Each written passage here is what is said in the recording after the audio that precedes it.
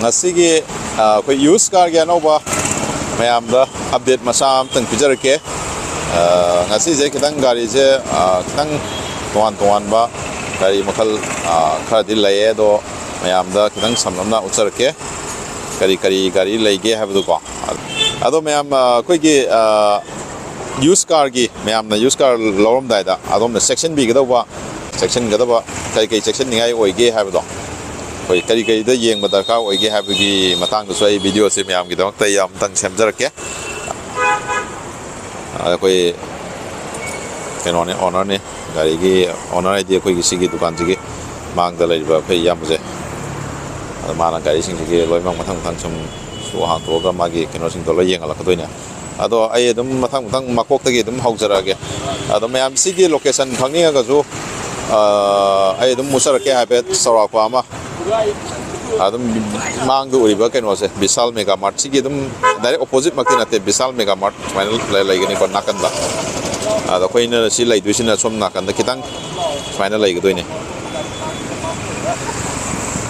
ado som matang yeng minara je ado mayam channel sugumba koi gi adum ai bike ki koi gari masa gi hai tare ko gari masa gi matang da su use ki adum ai khara adum idea arai bido update adum tawsara ke mayam aduna channel ase kana to id nungsibiduna hai tare subscribe like and share sung sung na tawsen biram ko ado ai matang uchara ge ahan ba gari se koi gari no ha bido adum mang du mayam khangbiram mani ko celerio ne koi kana gomba koi gi manual gari koi thauba pamja da besi naw su loi lei ko aduna sigi gari se koi automatic oi doini ko automatic oi doini aduga ma se 2000 koi gi magi model se keno oi doini sina 2016 gi BXI model na ko adu magi demand price se 3,70,000 awai NOC ga yaor ga ni ko lai ba gari se aduna adum maman gide moina haibane demand price haibane aduna adongi apa ma sudum haibiraga lakbiraga dum law ya ne de mage sticker ga sudum khara adum yaure mamangi looks mind like ni ko yamna khoi gi major dent kumba major scratch kachu thodong laiba ude kare sticker yam mazana mong tan yaure ade magi maning gi design smile to ni ko sedum we auto gear ship as my thare ko adu yeng ja I manung habit uchara ke ko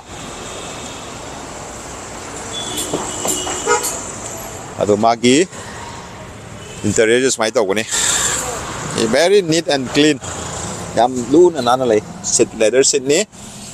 yengo sigi magi gear smile ni auto ni ko aduga magi kilometer se silai re 57,000 gichang da thore ko adum interior di fazana nali he de makha gi keno ga se yung to nana sinaba gari ni aduga si all loima power window gai na roil oir ni aduga mathang da la ka do ba khoi gari se yamna pamna ba haiba tare khoi gi singi sinau sing na ju yamna hena pam ga do ba maroi na khoi gi lambi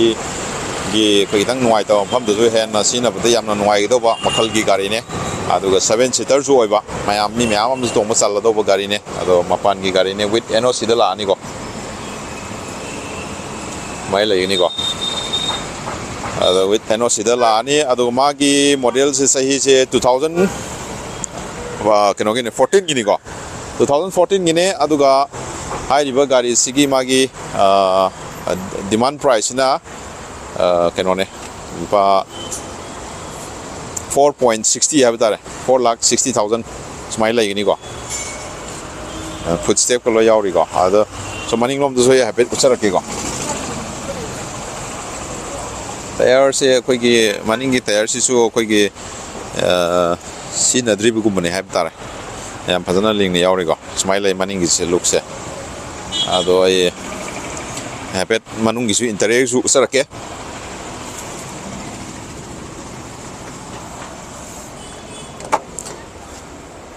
smile like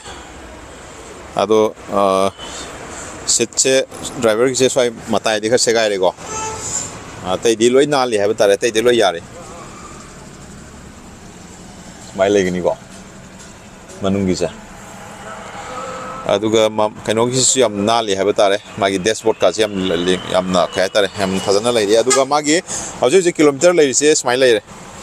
ma thoi se kilometer 64,900 chi gi sang lai re ko thori se aduga masi gi smai lai ni me gi kaino sin mu adu sini smai lai re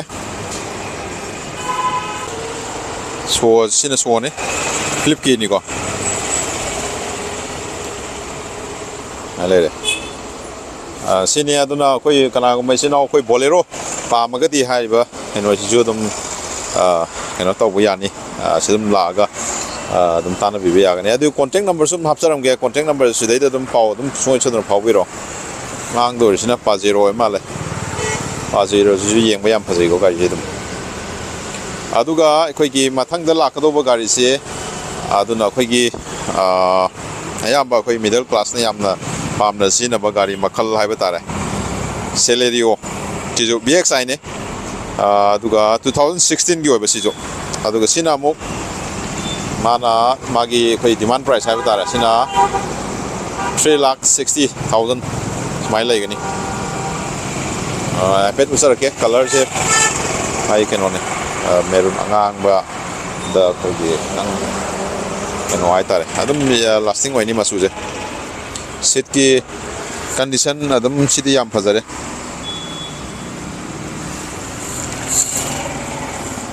aduga kilometer se sina 41,000 muki sang thaure ko ado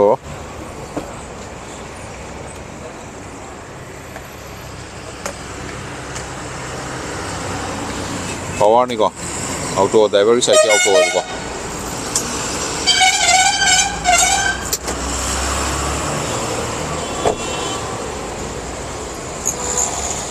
aduna khoi gi silai re magi tayar gi condition joi hai hodre tayar se smile like ni nam sinatram sinab yang ni bolero ki smile like ni adum sona kan gi ahan bai jai pet ulam dre tu su tayar gi condition do nai lai to maine ma aduga hojik mathang da lakado sina khoi gi Maruti Suzuki gi ne si jo yamna khoi gi matam amagi matama ai je hojik generation moi gari gi generation dum lai ko ado si dum hojik yamna pamna dum sinari hisu dum ko ai ma se dum yeng bada yamna kai tare hojik phau bada mai masak se dum yamna pamnari bai tare mage mamangi light chumaina lai gani ko swift se model ano bu se aduga si ga je dum sagi weight addition khadang khele ado tayar ga je am sound na profile je my 15 inch dum lak ni ko ado si se sina 14 inch or male tayar ga dia mong tan lai ri ado sida side indicator ga sida keno yaw re hai tare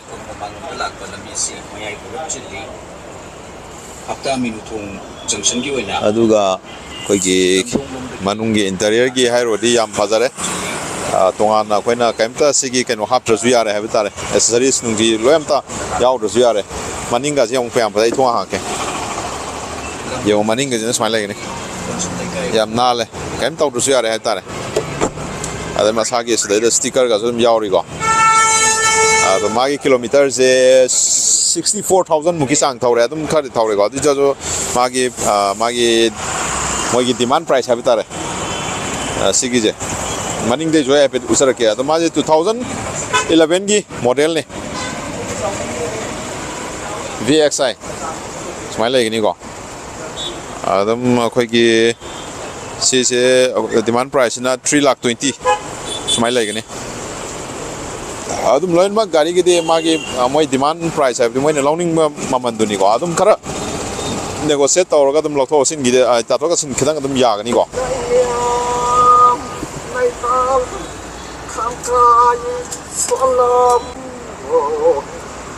all power window ni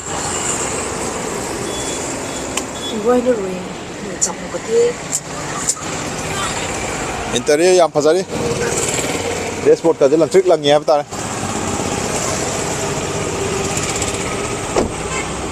gari am linge ai mamang de ja pe utar ke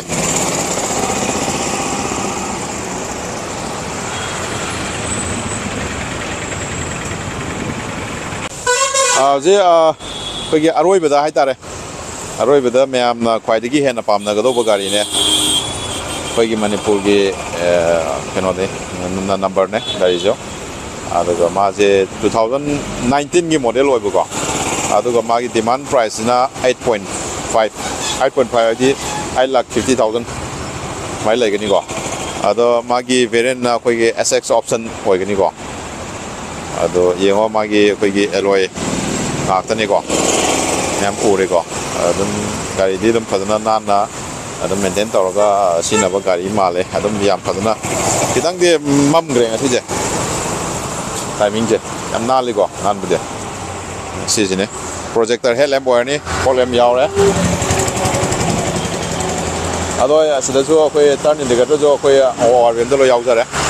ado request sensor ka su yaure maning chu apet ulake sini smile lagi ni ko kereta ke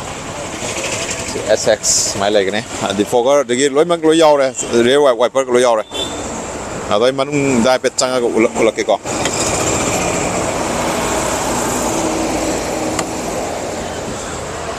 ade manung gi